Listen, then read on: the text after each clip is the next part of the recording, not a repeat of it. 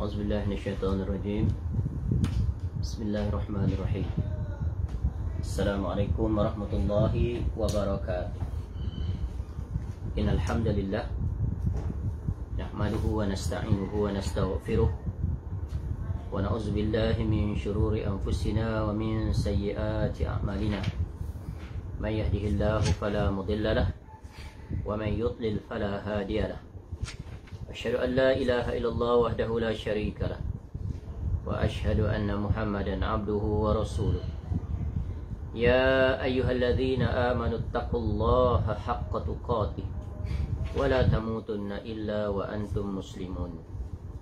يا أيها الناس اتقوا ربكم الذي خلقكم من نفس واحدة وخلق منها زوجها وبث منهما رجالا كثيرا ونساء واتقوا الله الذي تساءلون به والأرحام إن الله كان عليكم رقيبا. يا أيها الذين آمنوا اتقوا الله وقولوا قولا سديدا يصلح لكم أعمالكم ويغفر لكم ذنوبكم ومن يطع الله ورسوله فقد فاز فوزا عظيما. أما بعد فإن أصدق الحديث كتاب الله وخير الهدي هدي محمد صلى الله عليه وسلم وشر الأمور محدثاتها وكل محدثة بدعة وكل بدعة ضلالة وكل ضلالة في النار. اللهم إنا نسألك علما نافعا. Ya Allah, kami memohon kepada Engkau ilmu yang bermanfaat, wa rizqan tayyiba, dan rezeki yang baik, wa amalan mutaqabbala, dan amal yang diterima. Alhamdulillah, kita bersyukur kepada Allah SWT dapat kita bertemu pada petang ini untuk kita meneruskan sesi yang kedua di dalam membincangkan buku yang bertajuk Buku Pintar Ilmu Tauhid yang merupakan kompilasi fatwa dan risalah-risalah Fadilatul Syekh Muhammad bin Saleh Al-Utsaimin rahimallahu ta'ala yang disusun kembali oleh Abu Fadli Rabbani hafizahullahu ta'ala mengikut bab-bab sebagaimana yang terkandung di dalam kitab ini, iaitu yang terdiri daripada 12 bab yang dimulai dengan bab pertama iaitu pengertian ilmu tauhid dan diakhiri dengan bab yang ke-12 fenomena kesyirikan dari zaman ke zaman. Ya, baik, insya-Allah pada petang ini untuk sesi ini kita akan melanjutkan iaitu pelajaran kita terkait bab yang ke-11 iaitu aktiviti manusia yang berpotensi jatuh kepada kesyirikan, iaitu pada muka surat 281, iaitu ibadah yang ke-6. Ibadah yang seterusnya iaitu ibadah yang ke-6 iaitu bernazar. Pada sesi sebelum ini kita telah menyelesaikan penjelasan tentang tentang ibadah yang kelima iaitu meminta hujan. Meminta hujan. Bagaimana orang-orang Arab jahiliah dahulu mereka menyandarkan bahawa hujan itu turun disebabkan oleh bintang-bintang, ataupun mereka meminta langsung kepada bintang-bintang itu agar diturunkan hujan. Dan ini tentunya perkara yang dilarang dalam agama. Dan Nabi SAW datang untuk membetulkan kesalahan perbuatan mereka itu, agar mereka memohon kepada Allah sahaja, kerana Allah lah yang menciptakan hujan dan Allah lah yang memperkenankan untuk diturunkan hujan dari langit ke atas bumi ini, agar dengannya bumi ini menjadi subur dan hiduplah tumbuh-tumbuhan, berbuah, begitu juga makhluk-makhluk yang lain, yang semuanya itu memberi manfaat kepada manusia. Baik, sekarang amalan yang ke-6 iaitu bernazar. Muka surat 281. Secara bahasa, an-nazru berarti al-ilzam, yakni pengharusan, dan al-ahdu, yakni perjanjian. Adapun secara istilah agama, nazar berarti pengharusan sesuatu yang bukan wajib oleh seorang mukallaf atas dirinya sendiri kerana Allah Ta'ala. Jadi nazar, iaitu an-nazru, adalah seseorang mewajibkan kepada dirinya sendiri untuk melakukan suatu aktiviti ibadah yang pada asalnya bukan merupakan kewajipan. Jadi menurut istilah syar'i, nazar adalah sesuatu yang diwajibkan oleh manusia, oleh si hamba terhadap dirinya sendiri, dalam rangka untuk mendekatkan diri, jadi menjalankan ketaatan kepada Allah yang sebelumnya tak diwajibkan baginya. Lalu dia mewajibkan hal itu terhadap dirinya. Contoh, dia bernazar untuk melakukan puasa sunat, disebabkan dia meraih sesuatu kurniaan daripada Allah yang dia hajati. Atau contoh, dia bernazar untuk bersedekah, disebabkan oleh sesuatu perkara berlaku yang dia inginkan. Apabila tercapai, maka dia wajib menunaikan nazarnya itu. Jadi nazar dan penunaiannya merupakan aktiviti ibadah yang hanya boleh ditujukan kepada Allah Azza wa Jal, sehingga apabila nazar tersebut ditujukan kepada selain Allah Ta'ala, maka termasuk perbuatan syirik. Kenapa? Kerana nazar adalah ibadah. Jadi ibadah tak boleh dipalingkan, melainkan hanya untuk Allah semata-mata. Jadi nazar termasuk ibadah yang harus ditujukan kepada Allah Ta'ala. Hal ini berdasarkan firman Allah Ta'ala, A'udzubillahi minasyaitanirrajim, yufuna bin nadri wa yakhafuna yawman kana syarruhu mustatira. Mereka, yakni orang-orang baik yang menjadi penghuni syurga itu, memenuhi nazar, dan mereka takut terhadap suatu hari yang keburukannya merata di mana-mana. Surah Al-Insan, Surah Al-Insan, surah yang ke-76 ayat 7. Fadilatul Syekh Muhammad bin Saleh Al-Utsaimin rahimahullah menjelaskan, ayat ini mengandungi erti bahawa Allah Ta'ala memuji orang-orang yang memenuhi nazarnya. Ini menunjukkan bahawa Allah mencintai amalan tersebut, dan setiap amalan yang dicintai oleh Allah Ta'ala adalah termasuk ibadah. Sebagaimana telah kita jelaskan tentang definisi ataupun apakah dia makna ibadah.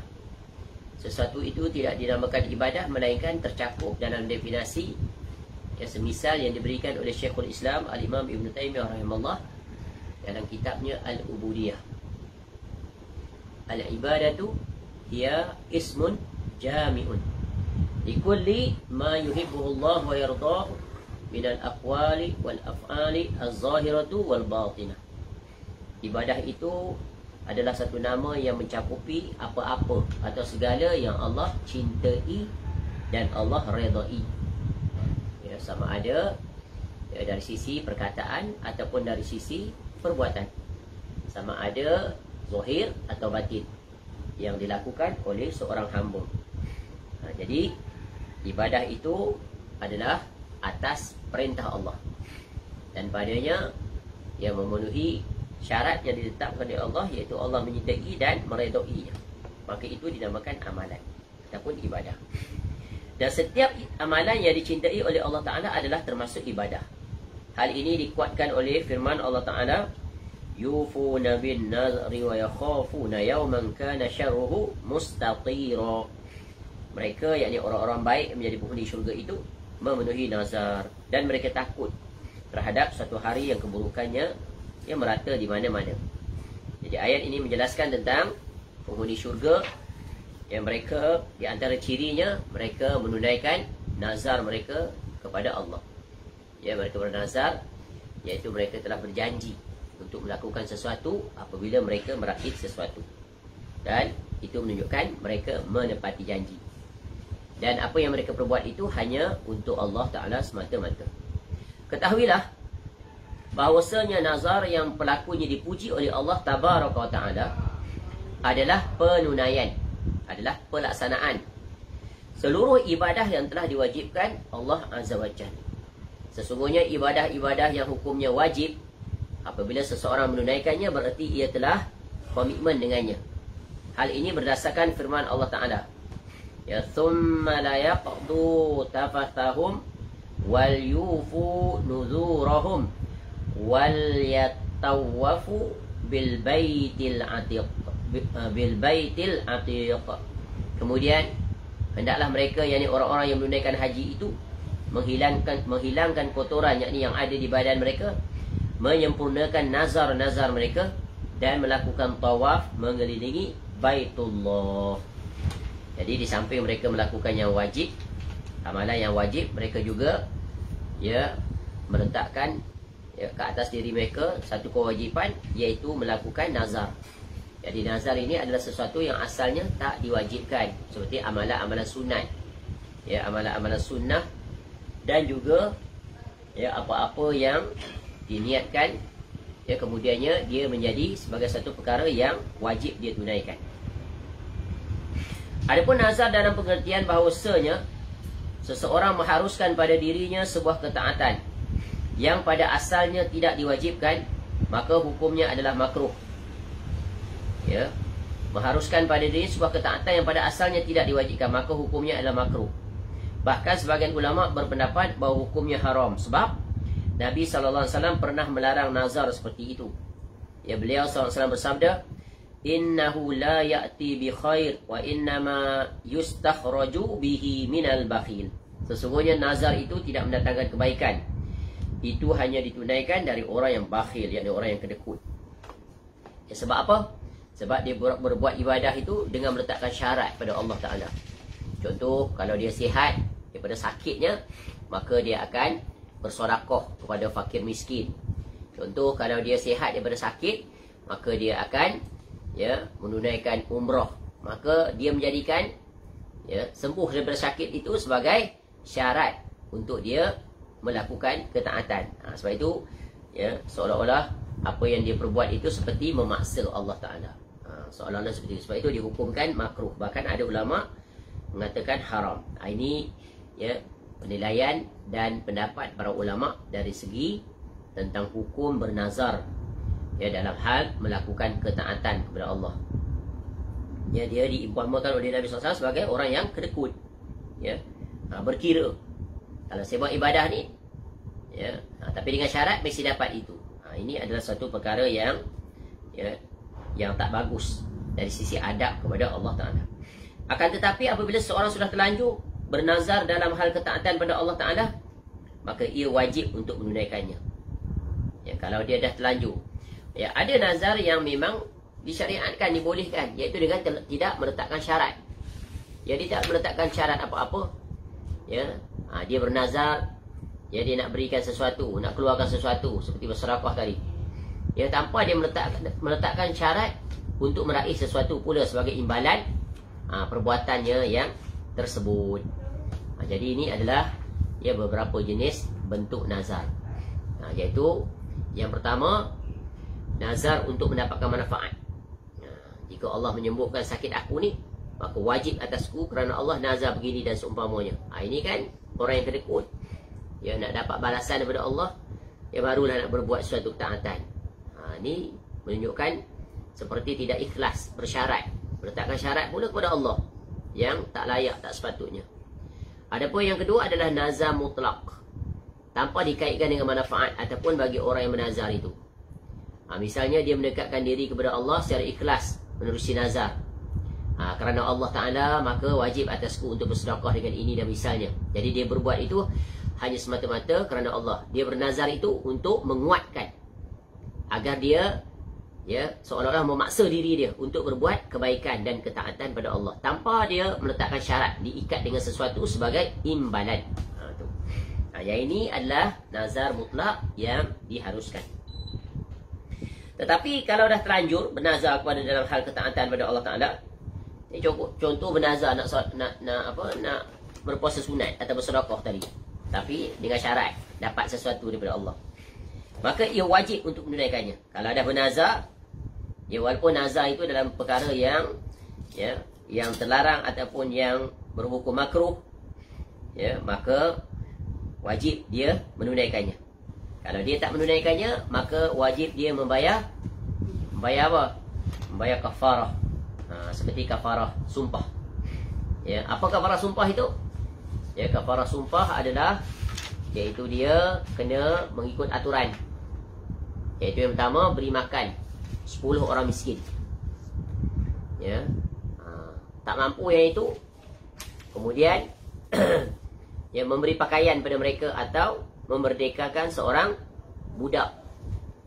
Zaman kita nak bebaskan hamba tak ada lagi, maka beri pakaian pada mereka. Kalau tak mampu juga, yang terakhir kafarahnya adalah berpuasa selama 3 hari. Jadi itu adalah kafarah dia, sama dengan kafarah sumpah untuk orang yang tidak menunaikan nazarnya. Dan ini Allah sebut dalam surah Al-Ma'idah ayat 89 tentang kafarah sumpah. Itu beri makanan, beri pakaian, memerdekakan budak. Semua tak mampu mengikut urutan, maka barulah dia diperintahkan untuk berpuasa 3 hari. Dia tak boleh dalam urutan itu membayar kifarah nazarnya itu yang tak ditunaikannya itu dengan langsung memilih pilihan yang keempat, berpuasa. Mesti ikut urutan. Baik. Hal ini berdasarkan sabda Nabi SAW, Man nazara an yuti Allah falyuti'hu. Siapa saja yang bernazar untuk mentaati Allah, maka hendaklah ia menunaikannya.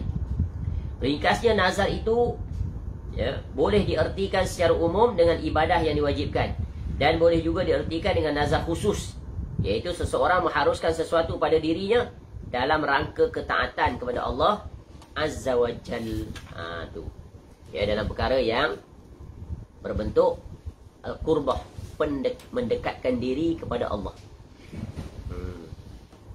Bagaimana pula kalau dia bernazar dalam hal kemaksiatan kepada Allah, boleh tak? Boleh atau tidak? Maka Nabi SAW menjelaskan. Sebagaimana daripada Aisyah radhiyallahu anha, Nabi SAW sabda, Man nazara an yuti Allah falyuti'hu, wa man nazara an ya'siyahu fala ya'sih.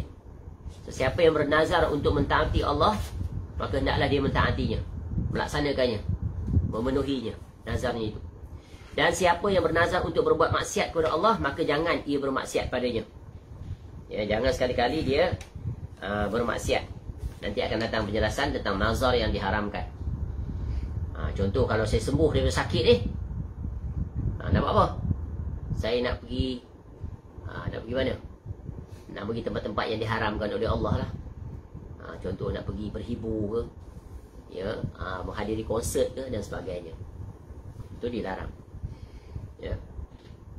Dalam hadis yang lain, la wafa'a linazrin fi maksiatillahi wa la wafa'a linazrin fi ma la yamlikul abdu.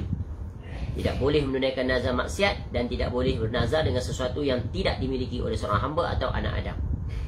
Kemudian di sini pula ada perbahasan. Ini kita diselangi dengan perbahasan fiqh. Sekarang sedang membahaskan tentang dari sisi tauhid.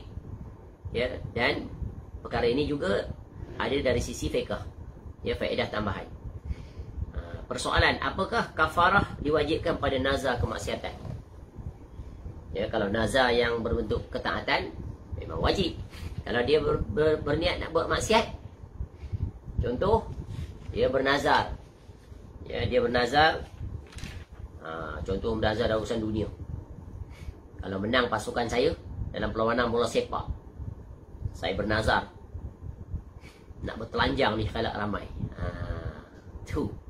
Atau saya bernazar nak potong jari kelingking kalau kalah pasukan tu. Contoh. Tu kan maksiat. Telanjang tu kan haram. Potong jari tu kan diharamkan. Sebab apa? Mencacatkan anggota tubuh sendiri yang mendatangkan mudarat. Tu. Ataupun jika saya menang loteri, dapat first prize, saya nak infak 50% kepada masjid. Tu nazar maksiat, tak sah, dilarang. Sebab apa? Nazar dalam urusan maksiat. Dan tidak boleh ditunaikan. Tapi dia dah bernazar, bagaimana? Kena kafarah tak? Jadi di sini para ulama memiliki dua pendapat. Yang pertama, tidak ada kafarah orang yang bernazar maksiat. Dia bernazar seperti itu, kemudian dia tahu, tak boleh, dilarang. Maka dia tidak ada nazar untuk bermaksiat. Sebagaimana Nabi SAW menjelaskan, tidak ada nazar untuk bermaksiat. Barang siapa yang bernazar untuk bermaksiat kepada Allah, maka janganlah ia melakukannya. Dan dalam hadis ini tidak ada perintah untuk dilakukan kafarah, ganti dengan 4 perkara tadi. Yang kedua, pendapat ulama mengatakan wajib membayar kafarah. Wajib membayar kafarah dengan alasan-alasan. Ya, dalam hadis Aisyah dengan dalil ini, ya, iaitu la nazra fi maksiatin wa kaffaratuhu kaffaratu yamin. Tidak ada nazar dalam kemaksiatan dan kafarahnya adalah seperti kafarah sumpah. Hadis ini dikeluarkan oleh Abu Daud, At-Tirmizi, An-Nasa'i, Ibnu Majah dan disahihkan oleh Syekh Al-Albani rahimahullah. Baik. Jadi ini perbahasan di situ fiqh sebagai faedah tambahan. Baik, kembali. Jadi bab fiqh tentang nazar ni kita kena tahu. Sebab boleh saja berlaku barangkali kita atau orang lain. Ya. Tidak ada redaksi khusus dalam bernazar. Fadilatul Syekh Muhammad bin Shalih Al-Utsaimin rahimahullah menjelaskan, nazar itu tidak ada redaksi khususnya. Bahkan setiap kalimat yang dapat difahami bahawa seorang hamba melazimkan sesuatu ke atas dirinya kerana Allah Ta'ala, maka itu adalah nazar. Dia tak ada mesti sebut saya bernazar. Tapi kalau dia sebut, saya, ya, kalau berjaya, anak saya berjaya masuk universiti, ya, saya nak, ya, bersedekah sekian-sekian dan sebagainya. Itu walaupun dia tak sebut, ada perkataan nazar di situ, tapi membawa makna apa? Dia berkomitmen, dia meletakkan syarat, ya, bila meraih sesuatu dia akan berbuat sesuatu, maka itu adalah nazar. Sebab dia berjanji, dia cakap diikat, mu'allaq, diikat dengan sesuatu. Bila dapat sesuatu saya nak buat ni, maka itu automatik membawa maksud bernazar. Allah Ta'ala berfirman, wa minhum man ahada Allah la in atana min fadlihi lanasaddaqanna wa lanakunanna minas salihin. Dan di antara mereka, yakni orang munafik itu, ada yang telah berjanji kepada Allah, sesungguhnya jika Allah memberikan sebahagian dari kurnia-Nya kepada kami, niscaya kami akan bersedekah dan niscaya kami termasuk orang yang soleh. Ni kan bentuk apa ni? Janji itu kan? Kalau dapat ni kami nak buat ni. Itu membawa konotasi, iaitu bernazar. Surah At-Taubah surah 9 ayat 75. Ya, apabila seorang mengucapkan lillahi alayya ahdun an af'ala kadha, aku berjanji bahawa wajib atasku untuk melakukan itu demi Allah, maka itu adalah nazar. Maknanya dia berkomitmen. Ini dalam urusan apa ni? Dalam urusan ibadah. Dalam urusan ibadah. Ya, adapun sumpah itu tidak melazimkan sesuatu pada diri sendiri, akan tetapi untuk menegaskan suatu khabar berita. Itu maknanya, ya, ia bentuk untuk menguatkan pada diri tentang berkomitmen untuk berbuat sesuatu kalau dapat sesuatu. Adapun sumpah itu tidak melazimkan sesuatu pada diri sendiri, akan tetapi untuk menegaskan suatu khabar berita. Kerana itu antara sumpah dan nazar itu dibezakan dari banyak sisi. Adapun seseorang yang bernazar untuk tidak melakukan sesuatu akan tapi ia lakukan juga, padahal itu adalah nazar, maka hukumnya seperti hukum sumpah. Ini sebagaimana dikatakan oleh para ulama. Jadi fiqh tentang sumpah dan nazar ini, ya, dia ada kaitan. Jadi kita kena mempelajari tentang sumpah juga tentang nazar. Ya, kerana padanya menatijahkan hukum. Macam-macam nazar. Ya, mana jenis-jenis nazar. Fadilatul Syekh Muhammad bin Shalih Al-Utsaimin rahimahullah menjelaskan bahawa nazar itu ada macam-macamnya sebagai berikut. Yang pertama, iaitu nazar yang wajib untuk ditunaikan, iaitu bernazar untuk mengerjakan amal ketaatan. Kewajipan ini berdasarkan sabda Nabi SAW, man nazara an yuti Allah falyuti'hu. Siapa saja yang bernazar untuk mentaati Allah, maka hendaklah ia menunaikannya. Jadi tadilah dia mewajibkan sesuatu amalan yang asalnya sunat, lalu dia menjadikannya wajib dengan nazarnya itu, jatuh hukum wajib. Ya, seperti berpuasa sunat, seperti nak solat malam, seperti nak bersedekah, ya, seperti nak menunaikan umrah dan pelbagai lagi amal-amal ketaatan yang bernilai ibadah, maka ketika itu menjadi kewajipan. Contoh, tadi kita bagi contoh lah yang mudah, yang biasa dalam masyarakat. Ya, kalau anak saya berjaya lulus dengan cemerlang dalam peperiksaan SPM, maka saya akan membuat kenduri kesyukuran. Dia wajib tunaikan. Ya, sebab dia dah berjanji nak buat kenduri. Kenduri itu kecil atau besar, sebab dia tak terangkan. As long namanya kenduri, panggil orang makan, maka wajib. Ya, kalau dia tak buat, dia kena apa? Maka dia kena kafarah, bayar kafarah tadi. Kedua, iaitu nazar yang haram untuk ditunaikan, iaitu bernazar untuk mengerjakan maksiat. Larangan ini berdasarkan sabda Nabi SAW, man nazara an ya'sillah fala ya'sih. Siapa saja yang bernazar untuk bermaksiat kepada Allah, maka janganlah ia bermaksiat kepadanya. Juga berdasarkan sabda beliau SAW, fa innahu la wafa'a li nazrin fi ma'siyatillah. Sesungguhnya tidak ada penunaian nazar untuk maksiat kepada Allah. Sudah tentulah. Ya, bernazar tapi dalam rangka untuk berbuat maksiat kepada Allah Ta'ala. Sebagaimana contoh tadilah. Ya, kalau sekian-sekian, saya akan minum arak. Contohnya. Ya, saya cabar. Sebagai cabaran pada rakan-rakan. Ya, ataupun menang loteri, sedekah kat masjid. Ya.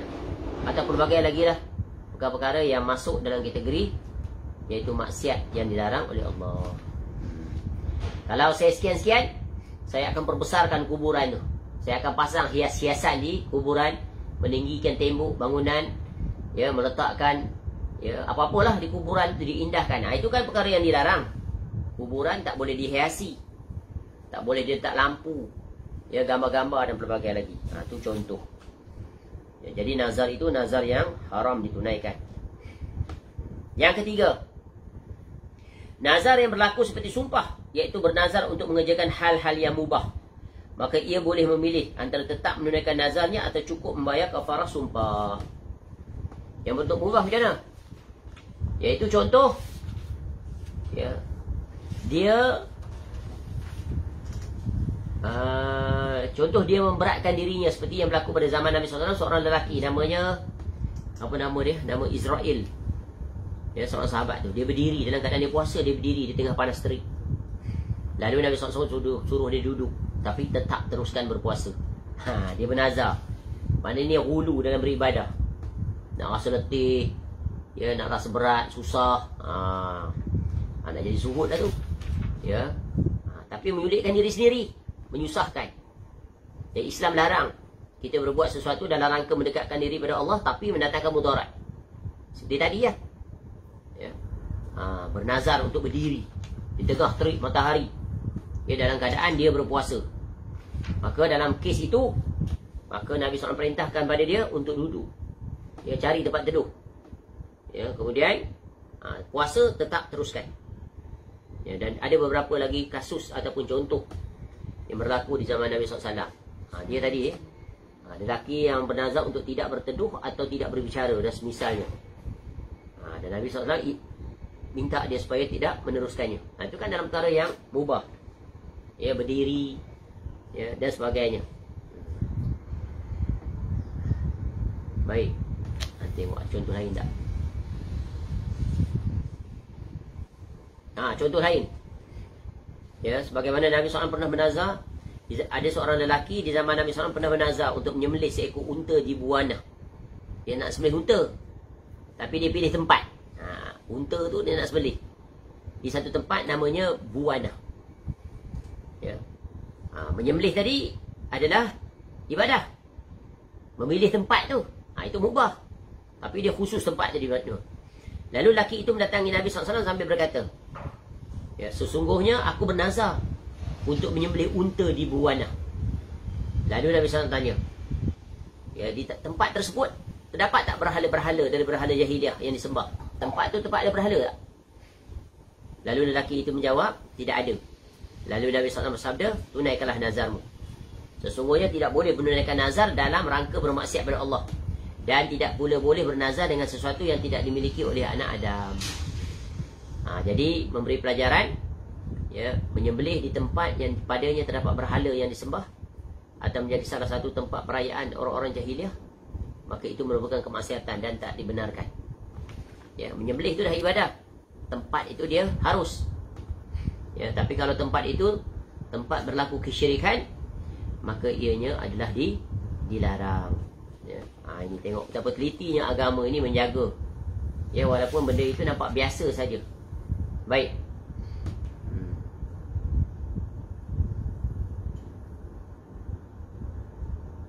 Baik, seterusnya.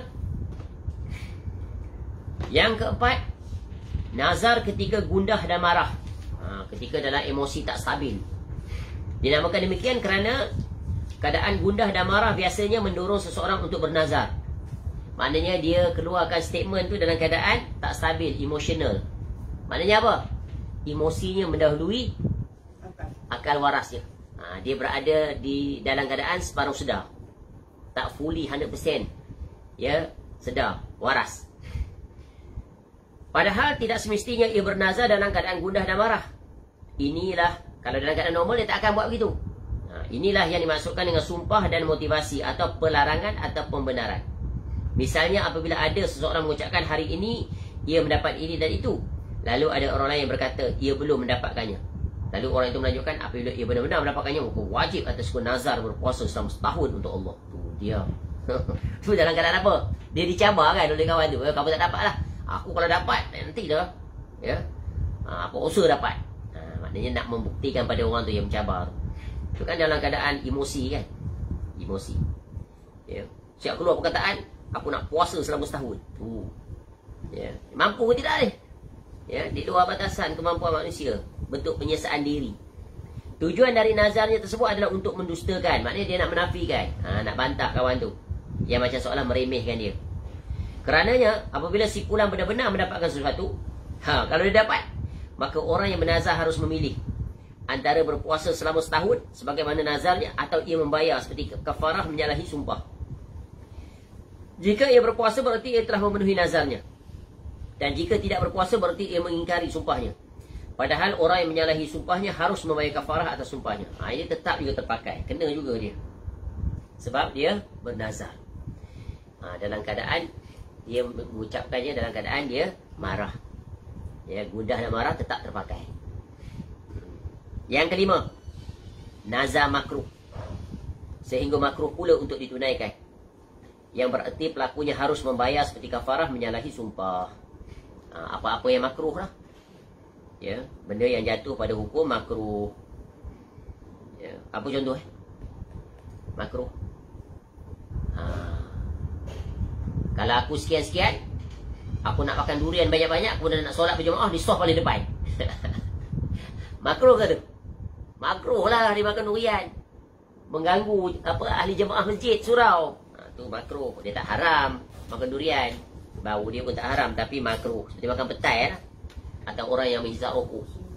Ya, baunya itu mengganggu keselesaan orang yang bukan saja di masjid surau. Kalau berbicara dengan orang lain dalam keadaan biasa pun mengganggu. Tu. Jadi itu adalah perkara yang makruh. Ya, perbuatan yang tidak enak, tidak elok, menyebabkan orang lain tak selesa. Dalam ni makruh pula untuk ditunaikan. Sebab apa? Mengganggu ketenteraman awam. Dan dia kena bayar kafarah. Baik, yang keenam, nazar yang mutlak. Tu nazar mutlak tadi lah, tak diikat dengan apa-apa. Dan nazar seperti inilah yang dimaksud pada setiap penyebutan redaksi nazar, seperti ucapan seorang untuk Allah wajib atas diriku bernazar. Maka kafarah jika tidak menunaikan nazar ini adalah seperti kafarah menyalahi sumpah. Sebagaimana sabda Nabi SAW, kafaratun nadri idza lam yusamma kafaratu yamin. Kafarah atas nazar jika tidak disebutkan adalah seperti kafarah menyalahi sumpah. Jadi maknanya nazar mutlak ni adalah nazar yang iaitu tidak diikat dengan apa-apa syarat.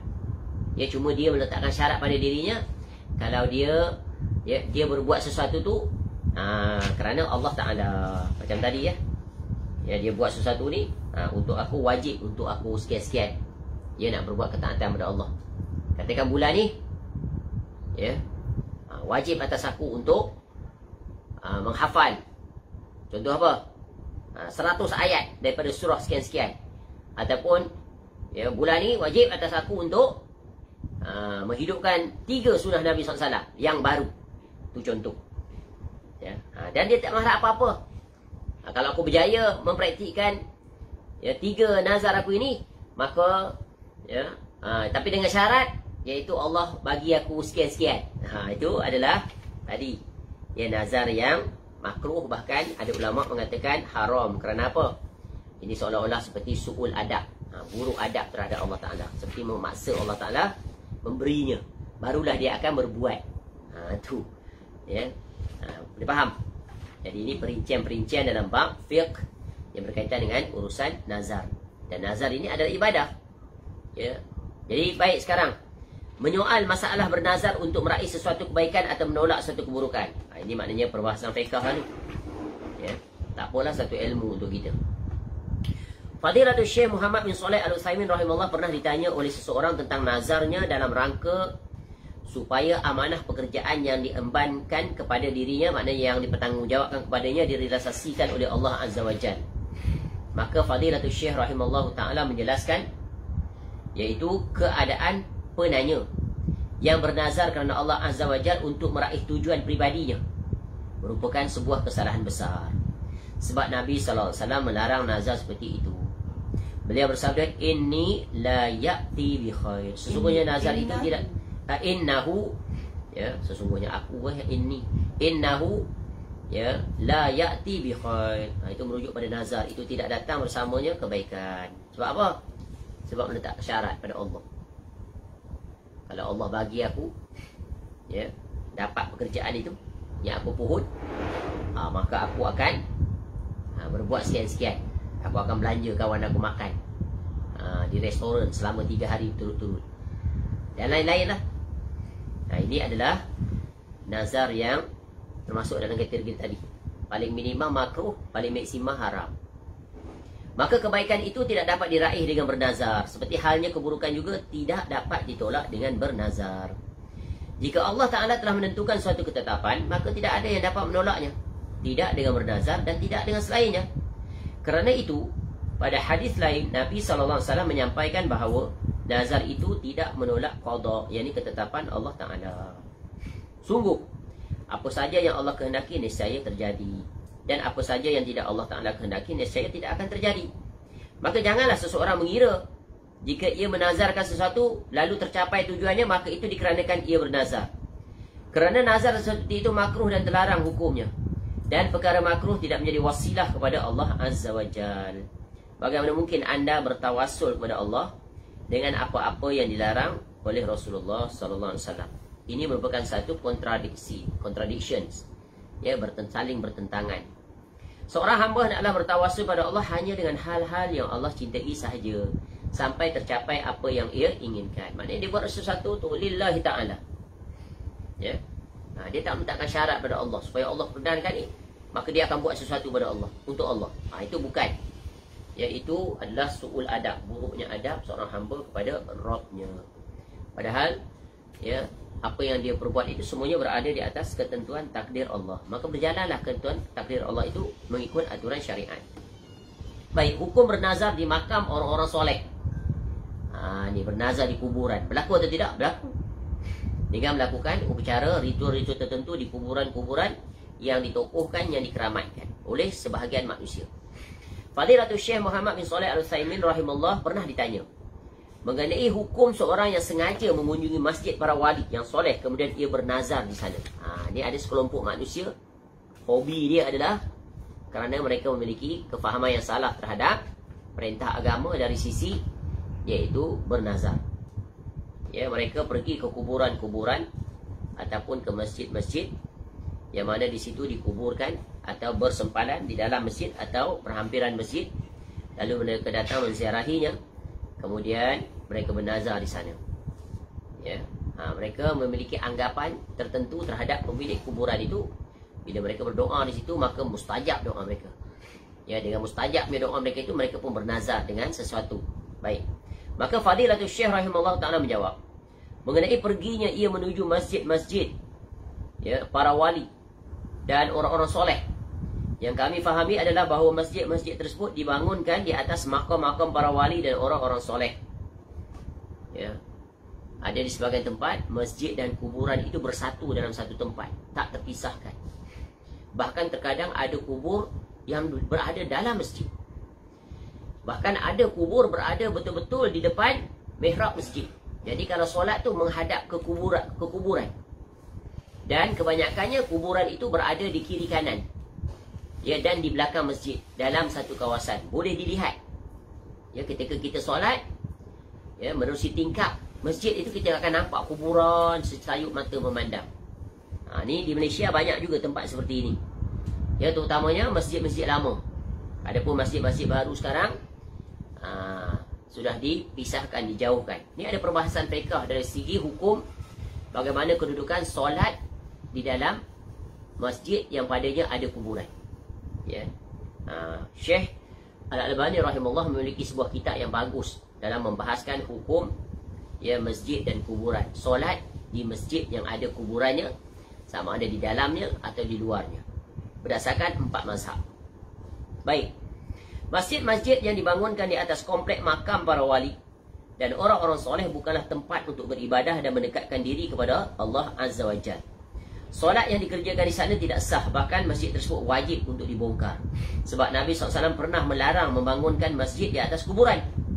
Beliau SAW pernah bersabda, "La'natullahi 'alal yahudi wan nasara ittakhazu qubur anbiya'ihim masajid." Laknat Allah Ta'ala bagi kaum Yahudi dan kaum Nasrani yang mereka menjadikan kubur-kubur para nabi mereka sebagai masjid. Masjid ni apa makna? Tempat orang sujud. Maksudnya apa? Menjadikan kubur-kubur para nabi itu sebagai tempat ibadah. Yang mereka bukan hanya solat dalam masjid, tapi mereka juga mentakzim, membesarkan, memuliakan, mengangkat, mendudukkan posisi para pemilik kubur itu di tahap memiliki sifat-sifat ketuhanan dari sisi memperkenankan mendengar permohonan mereka. Mereka menganggap mustajab doa mereka bila mereka berdoa di kuburan. Dan yang lebih parah, mereka meminta langsung terus kepada pemilik kuburan itu dengan anggapan mereka dapat memperkenankan permohonan mereka. Itu termasuk dalam syirkun akbar, termasuk dalam hadis ini, di mana dilaknat ya oleh Allah Ta'ala bagi kaum Yahudi dan kaum Nasrani. Hadis ini memberikan faedah bahawa apa-apa yang telah berlaku pada umat terdahulu, khususnya Ahlul Kitab, Yahudi dan Nasara, berlaku juga kepada umat Islam. Ya, sebab itu Nabi SAW buat peringatan. Kalau perkara itu tak berlaku, Nabi SAW tak buat peringatan. Dan akhirnya kekhawatiran Nabi SAW itu berlaku. Ya, dan sekarang kita lihat depan mata bagaimana orang berbondong-bondong ke kuburan-kuburan, dibongkar, dicari. Ya, dikena pasti. Ya, bahkan kadang-kadang tak dapat dikena pasti pun, tak dapat disahkan. Ya, seperti kubur Nabi Hud AS. Ya, tidak dapat disahkan. Cuma berdasarkan mimpi. Ya, mimpi tidak boleh dijadikan dalil hujah. Lalu mereka membuat SOP tertentu untuk menziarahi makam Nabi Hud AS dan memiliki kepercayaan-kepercayaan dan fadilah-fadilahnya yang agama ini tidak membicarakan tentang perkara tersebut. Lalu mereka membesarkan ya kuburan itu, dibuat kubah, bangunan yang tinggi, yang besar, seolah-olah seperti masjid. Baik. Dan wajib atas penguasa suatu negeri yang di wilayahnya terdapat masjid-masjid yang dibangun di atas kuburan untuk membongkarnya. Apabila para penguasa tersebut ada orang yang hendak menunaikan hak-hak Allah dan hak-hak Rasulnya, hak-hak kitabnya dan hak-hak kaum muslimin. Ini kesimpulan daripada Syekh rahimahullah. Ya, perbahasan secara terperinci bolehlah merujuk kepada kitab salah satunya, iaitu yang ditulis oleh Syekh Al-Albani rahimahullah, di mana beliau rahimahullah mendatangkan pelbagai dalil daripada 4 mazhab. Ya, dalam bahasa mudahnya diringkaskan, masjid dan kuburan tidak boleh berada di tempat yang sama, hendaklah berpisah. Ya. Jika ya yang mana dulu datang, yang mana lebih membawa mudarat yang ringan, maka dikeluarkan. Ya, kuburan ataupun masjidnya tak boleh bersatu. Dan hukum di sini Syekh rahimahullah menyebutkan masjid yang dibangunkan di atas ya kuburan atau ada kuburan di dalamnya, maka solatnya tidak sah. Dan ini ada sandarannya daripada pendapat para ulama berdasarkan pemahaman mereka terhadap hadis-hadis Nabi SAW. Baik. Adapun jika masjid-masjid tersebut dibangun sebelum adanya kuburan, ni kaedah mana dulu? Kubur dulu ke masjid dulu? Di tempat yang sama. Sebelum adanya kuburan, lalu jenazah dimakamkan di dalam masjid. Masjid tu dah ada dah. Kemudian ada jenazah orang yang soleh yang dianggap wali meninggal dunia, lalu mereka tanam, membumikan di dalam kubur, dalam masjid. Maka kuburan tersebut wajib dipindahkan. Tak boleh duduk dalam masjid. Ya, bagaimana mungkin jenazah itu, mayat boleh dimakamkan dalam masjid? Masjid tempat ibadah, bukan tempat mengubumikan orang. Ya, kenyataannya ada tak? Ada. Ya, barangkali negara kita tak jumpa, negara orang lain jumpa. Negara India dan sebagainya ada kuburan dalam masjid. Ya, kalau kita pergi ke Indonesia, kita lihat kubur-kubur Wali Songo. Ya, berada betul-betul depan masjid. Banyak. Dan ramai manusia penziarah yang datang. Jadi kuburan dengan masjid itu satu tempat, satu komplek. Jadi dia berada dalam kawasan masjid. Ya, kawasan masjid. Sebab masjid itu tidak dibangunkan untuk dijadikan kuburan. Masjid bukan tempat untuk kuburan. Akan tetapi masjid itu dibangun untuk mengerjakan solat, berzikir, membaca Al-Quran. Maka kuburan tersebut wajib dibongkar. Kemudian jenazahnya dipindahkan ke lokasi permakaman manusia pada umumnya. Inilah hukum agama. Ya. Cuba lihat kuburan para sahabat Nabi SAW. Semuanya berada di kawasan yang berasingan daripada masjid. Kuburan Baqi' tidak berada dalam masjid Nabawi. Kuburan Ma'la dan sebagainya lagi lah. Semuanya di tempat yang telah dikhususkan. Masjid saja. Ya. Jadi kalau kita melihat ada masjid sekali dengan kuburan, apatah lagi kuburan itu berada di depan mihrab dia, mengarah ke sana, maka hendaklah kita elakkan untuk solat di masjid seperti itu. Dikuatiri terjatuh dalam hukum tadi, tak sah solatnya. Ya. Ini dan orang-orang yang memegang agama hendaknya memerhatikan perkara ini. Ya, dan berbuat tindakan dengan segera agar jangan jatuh dalam larangan Allah dan mendapat kemurkaan Allah, dan mereka akan bertanggungjawab terhadap orang-orang yang solat itu, kerana ya, khawatir terjatuh dalam tidak sahnya solat mereka. Baik. Jadi bernazar untuk ya, datang ke makam-makam orang soleh, maka dengan tujuan seperti tadi, maka itu adalah ya, terlarang, kerana Allah melaknat orang Yahudi dan Nasara. Jadikan kubur para anbiya mereka sebagai masjid, tempat meminta, tempat ibadah di kuburan tersebut. Dan kita lihat kaum kuburiyun itu, mereka sangat hobi, bersemangat untuk melakukan perjalanan yang sangat jauh untuk mencari kubur-kubur itu untuk diambil berkat, ya, untuk diminta sebagai tempat mustajab pada anggapan mereka. Bayangkan, padahal Nabi SAW berlepas diri daripada apa yang mereka perbuat. Dan di dalam banyak, ya, dan Nabi SAW beberapa hari sebelum wafat, Nabi SAW memperingatkan umatnya tentang perkara ini.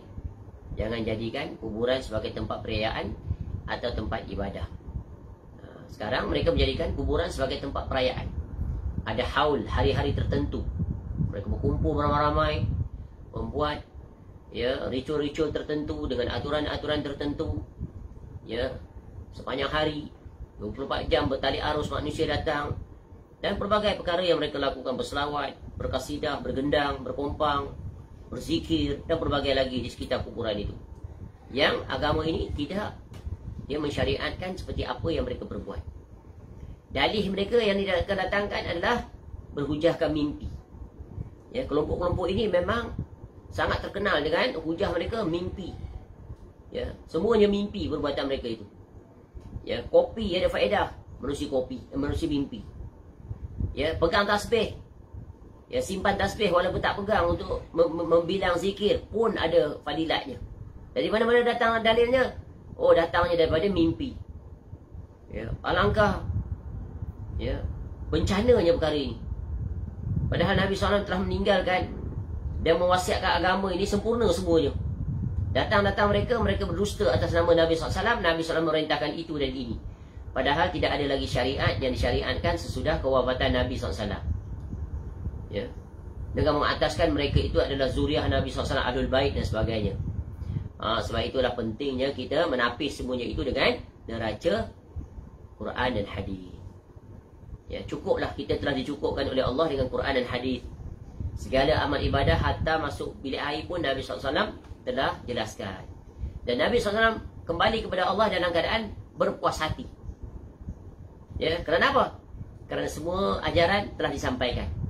Perbuatan, tindakan, apa saja, lengkap agama yang ditinggalkan oleh Nabi SAW. Tidak ada celah untuk mana-mana tangan manusia, sealim apa pun mereka, semulia apa pun keturunan mereka, yang mereka sekali-kali tidak diberikan otoriti, izin untuk mensyariatkan sekecil-kecil amalan. Seperti mereka cipta bentuk-bentuk zikir, cara bilangan, ya, dan pelbagai lagi.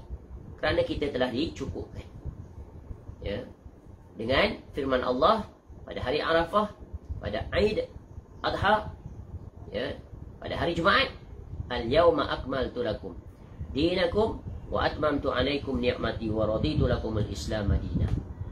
Dan Nabi SAW ingat banyak sekali. Ya, wa ma atakum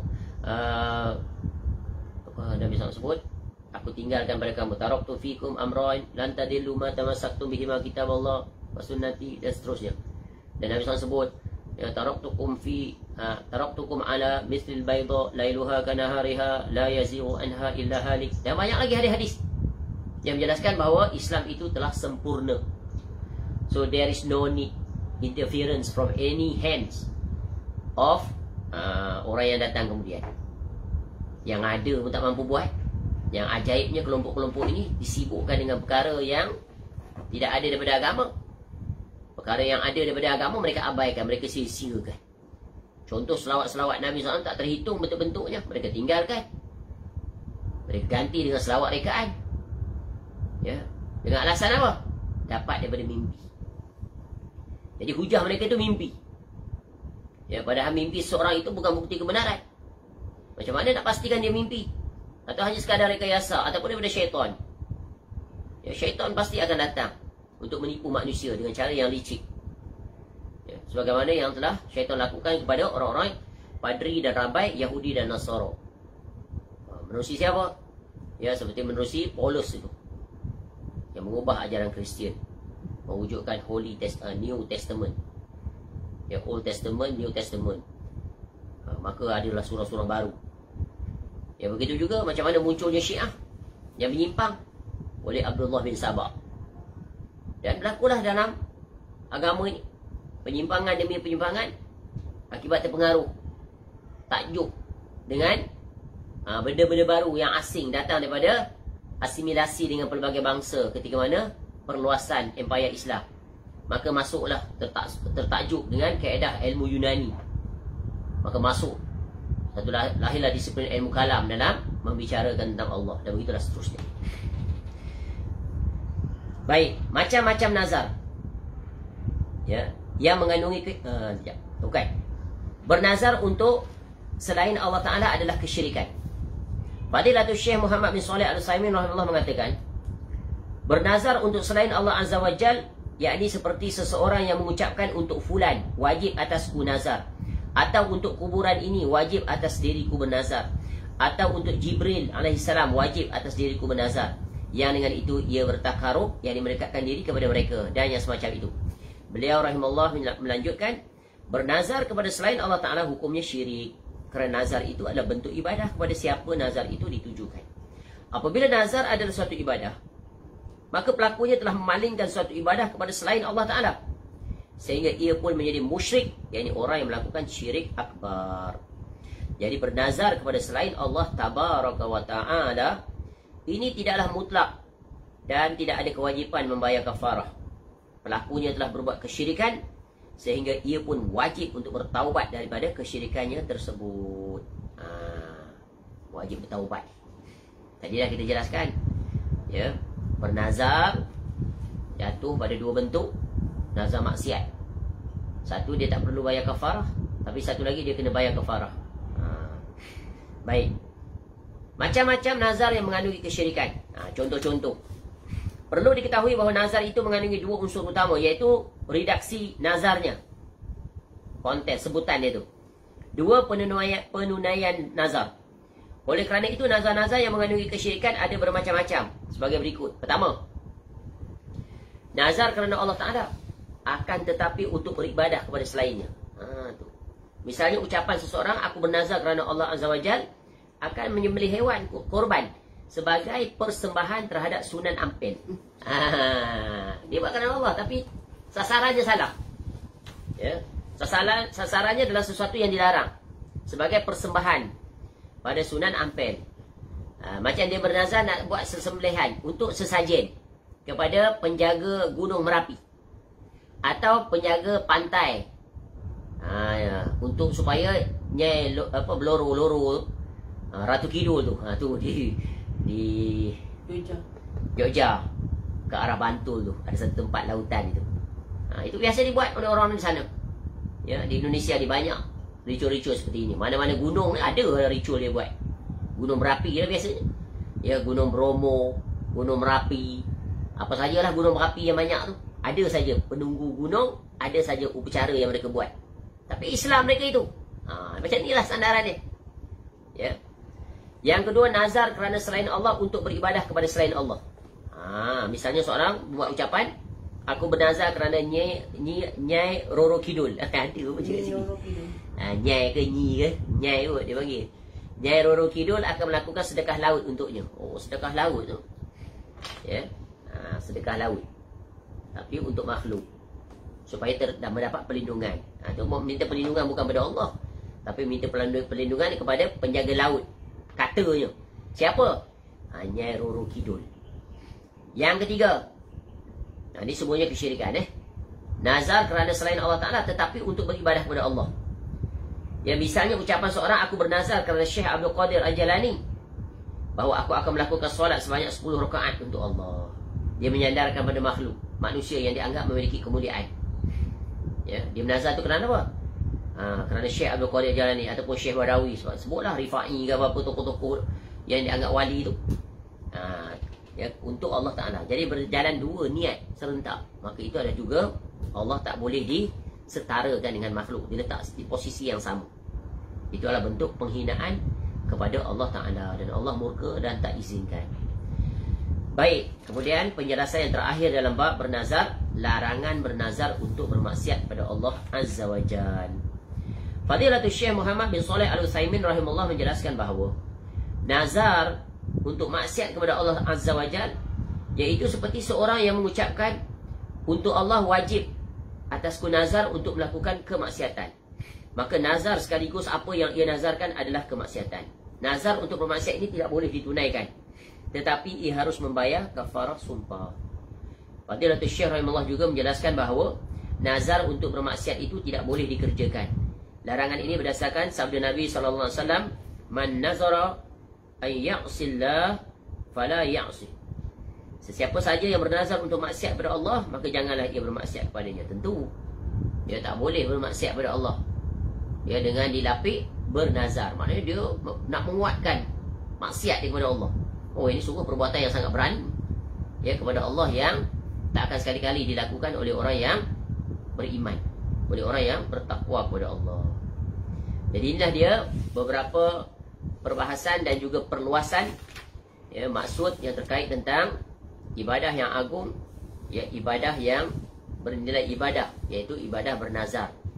Ya, nazar ini adalah sesuatu yang asalnya ya, perkara yang maknanya dalam agama iaitu tidak disukai. Kerana apa? Meletakkan syarat pada Allah. Bila dah dapat keinginannya, ya, maka barulah dia akan melakukan sesuatu ibadah kepada Allah. Baik, jadi nazar, apabila dia dah terlajak bernazar, maka wajib dia tunaikan, iaitu nazar yang sesuai dengan aturan syariat. Dan setelah berlalu penjelasan contoh-contoh yang diberikan. Dan jika dia tidak menunaikan nazarnya, maka wajib baginya untuk ya, membayar kafarah sebagaimana yang telah dijelaskan mengikut urutan-urutan yang Allah jelaskan ya, di dalam ya, Al-Quranul Karim. Ya, sebagaimana yang telah berlalu penjelasannya. Mudah-mudahan bermanfaat. Ya, sebagaimana yang disebut oleh Allah Ta'ala, yang kita telah sebut tadi. Baik, selesai perbahasan tentang ibadah yang berapa? Yang ke-6. Daripada 28 bentuk ibadah yang dipaparkan sebagai perwakilan contoh-contoh pada bab 11, iaitu tentang aktiviti manusia yang berpotensi jatuh kepada kesyirikan, agar kita jangan terjatuh kepadanya. Ya, semoga kita selamat, supaya segala amal ibadah yang kita buat itu murni lillahi ta'ala, tidak ada sangkut paut dengan makhluk, hanya ditujukan kepada Allah Ta'ala SWT, dan ditunaikan mengikut aturan yang telah ditetapkan oleh Allah. Jangan keluar daripada aturan itu. Jika tidak, boleh membawa kepada maksiat, dan membawa kepada maksiat yang paling membinasakan, iaitu terjatuh ke dalam kesyirikan yang menyebabkan terbatalnya keimanan, keislaman seseorang, yang menatijahkan kerugian sebesar-besarnya di negeri akhirat, iaitu diumbankan ke dalam neraka ya, kekal selama-lamanya. Alangkah sia-sianya amalan-amalan yang dilakukan ketika hidup di dunia. Ya, semoga Allah menyelamatkan kita daripada terjatuh dalam kebinasaan tersebut. Dan semoga Allah Ta'ala memberikan kita ilmu dan kefahaman yang benar. Ya, jiwa kita cukup dengan apa yang Allah perintahkan. Berjalanlah sesuai dengan aturan yang dicontohkan oleh Rasul teladan, iaitu Nabi SAW. InsyaAllah panjang umur. Ya, minggu depan hari Isnin kita akan sambung amalan yang ketujuh, ibadah yang ketujuh, iaitu menyembelih. Ya, menyembelih az-zabhu. Wallahu a'lam. Semoga bermanfaat. Subhanakallahumma wa bihamdika asyhadu an la ilaha illa anta astaghfiruka wa atubu ilaik. Wa sallallahu ala nabiyyina Muhammad wa ala alihi wa sahbihi wasallam. Wa akhiru da'wana alhamdulillahi rabbil alamin. Assalamualaikum warahmatullahi wabarakatuh.